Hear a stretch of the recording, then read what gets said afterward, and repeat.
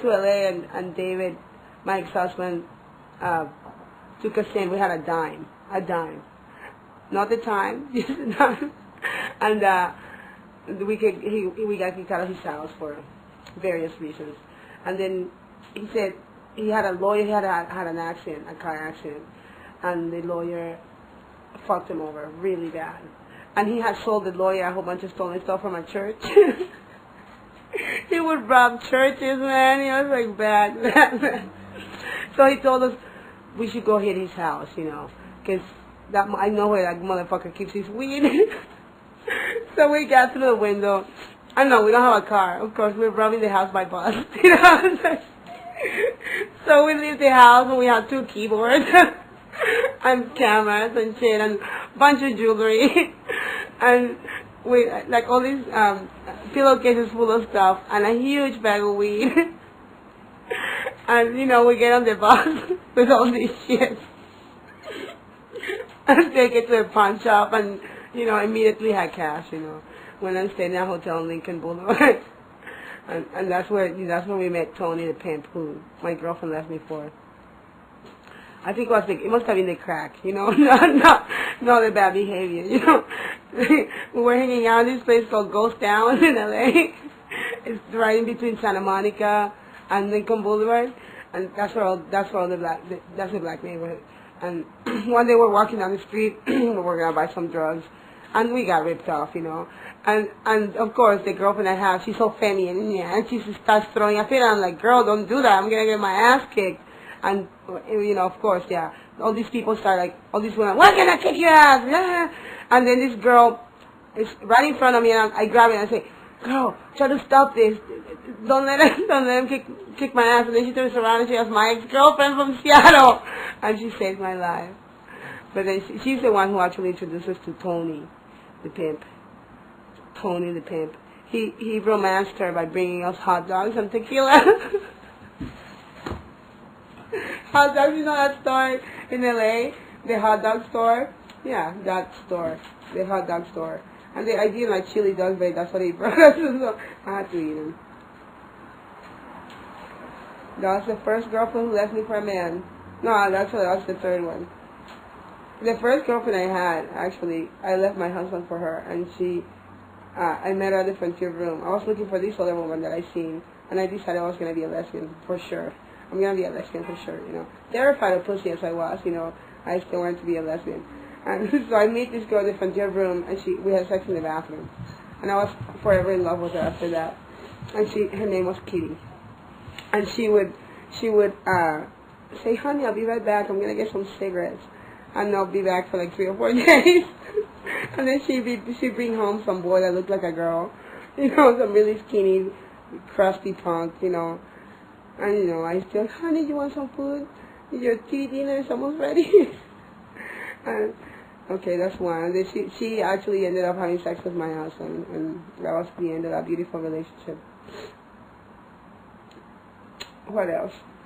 Other girlfriends. I had 2 Stephanies in a row. They looked very much alike. They were tall, skinny girls with nice asses and big noses. The first one I was with for 10 years, and she totally controlled my life, and I let her, you know. I gained 85 pounds, I wasn't looking good. And I was in AA for the whole time, which is a cult if you don't know what it is. AA, the cult of liars. You know, like, hi, I'm Yva, and I'm an alcoholic, and by the grace of God, I haven't hurt anybody today. except the people that I rode rage with, and all the other people that I was pissed at because I can't drink anymore. And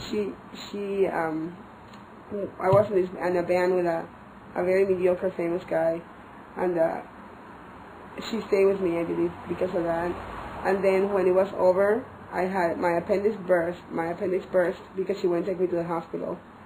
Because she said I just had cramps, and we should just go shopping anyway. So my appendix burst, and I almost died. And then she had the nerve to leave me for a woman with a mullet who plays softball, you know, and sold insurance, you know.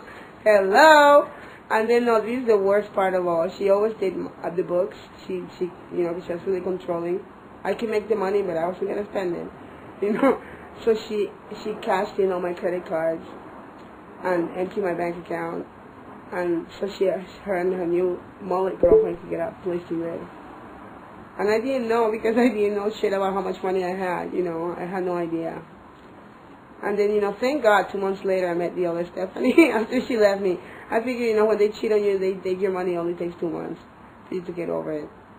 So I met the biggest, well, that's the best sex I had up until now. You know, and that's why I didn't have sex for 2 years.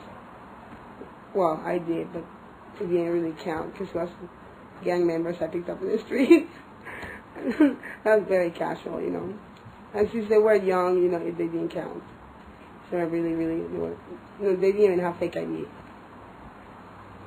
So she actually started cheating on me. Well, even though we had an open relationship, so I guess she wasn't really cheating, except the wrong people, you know. I told her not to do the coke dealer, and she did it anyway. And then I came to her house one day, and there was some guy there, and she beat the fuck out of me and called the police, and I got arrested, you know, because, you know, I am the mean-looking one, of course, you know, even though she was my karate teacher. But you know what I did? Right before they arrested me, I saw a Halo E sitting on the mantle, and I took it.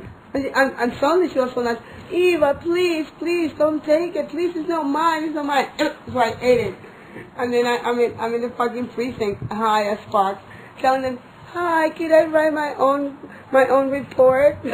So they brought me a typewriter, and I'm like typing my report, and then I freaked out, you know, because I found out they were gonna take me to King County Jail, you know, and they took me to King County Jail, and they're monsters there, man. It's King County Jail. I mean, the police are so necessary. I wish that they should just totally be eliminated. Police. I mean, every time I ask somebody, what has the police done for you? Nothing, but people still think they need him for traffic tickets, or and the only thing the police have done to me is beat me up and make me suck their dick, you know. And when I tell people that, they're like, they actually ask me, so, but what did you do? It's like, well, is there a law that says that if you do something, a cop is going to shove his tiny, skinny dick in your mouth and put a gun to your head? There's no law that says you must perform fellatio, you know, for jaywalking, you know. Jaywalking requires for you to fucking suck some dick, you know. So anyway, the police should be eliminated. That's why I shaved my head too, because I got tired of walking down the street and having the police jump out of their cars and grab my hair and start hitting my head against the car. That's happened like 3 times. Spit the drugs out and spit them out. And I'm like, I haven't bought them yet, man. So give me at least a chance. Let me go and do my thing, you know, before you try to do yours, you know. And now they have this new team, they call the Jumpers, and they're these huge cars, they're like Suburbans, and they all look like Barbie and Ken. They're like probably the best looking ones, they let them drive these things. And the other day I was walking down the street and I asked his brother, man, hey, what time is it? And he tells me the time. And then these cops are riding by, and I'm like, hey, what's up? And they got really mad, so they just turned around, screeching, and then they ran to me, and the woman, there was a woman in the team, 2 men and a woman, she ran to me with a flashlight. She was going to smack me in the head. And I'm like, what are you going to do? Split my head open? And so, you know, I gave them the speech, and they cuffed me, and, you know, they were looking for drugs that we didn't have. You know, they found some paraphernalia in my bag, and they were telling us all kinds of horror stories what they're going to do to us. And I say, well, as long as I don't have to suck your dick, you know, because I'm just not into it today, you know. I already had sex today, so I'm not going to do it with you, Mr. Officer. Ken. I called him Ken, he didn't like it. And they call me cunt, a bitch, and, you know, they always do that, because, you know, I must look like my name is cunt. Something. Cunt Las Vegas, that's my name. Yva Cunt Las Vegas. Oh, I have a really good story. I played a show. There's this a group in Seattle called the Infernal Noise Brigade. They are people who really think they're the shit. They're activists, my most hated group of people. Activists, let's save the whales and fuck the people. Especially if I don't like them, you know. Especially if they fuck my girlfriend. I was standing outside this place before I played. And I feel this little thing. Somebody's just throwing rocks at me. They were throwing pebbles and hiding. She's not very Corinthian cough, like Jeffrey would say. So anyway, they did that, and they're assholes. And then they interrupted this band that I used to play with, the Children of the Corn, if you've heard of them before. They're fabulous, fabulous people. I quit their band because they wouldn't pay me on time, and they were really sexist, you know. During rehearsals, the dancers' names were getting worn out. I don't even know if they had any names left, you know, after they were reprimanded so often. So I went and said, you know, I'm getting worn out by this. It's really getting to me, you know. I was like, I'm gonna call it quits. And you guys are too sexist. No, we're not sexist. You're just a crazy, sick woman. So I thought that I'm glad that now this is on tape, because, you know, it's so funny. They're not sexist. I'm just a crazy, sick woman, you know. Not a person, a woman. I'm a crazy, sick woman. At least they're sure that I'm a woman, you know. Not like some of these people that I've had sex with. Are you sure you're a woman? He's like, yeah, you know. It's like, it's even shaved. You can see clearly what's in there, you know. Sorry that I didn't call you daddy, you know. Well, even though I do most of the time, you know, if I have to, you know, if they pay enough. No, they don't pay. They never pay me. The only trick I ever tried to turn, I didn't get paid. It was on a dare with my girlfriend. It's like, I dare you to go try to, you know, turn a trick, and I'm like, I'll do it, you know. And I looked like a 12-year-old boy, you know. So I went to Yesler Terrace, and there was this woman that stood in the corner there all the time, trying, you know, picking people up. And I'm like, hey girl, can I hang out with you? See if I can do something. She was mad in the beginning. He's like, fuck no, go to your own corner.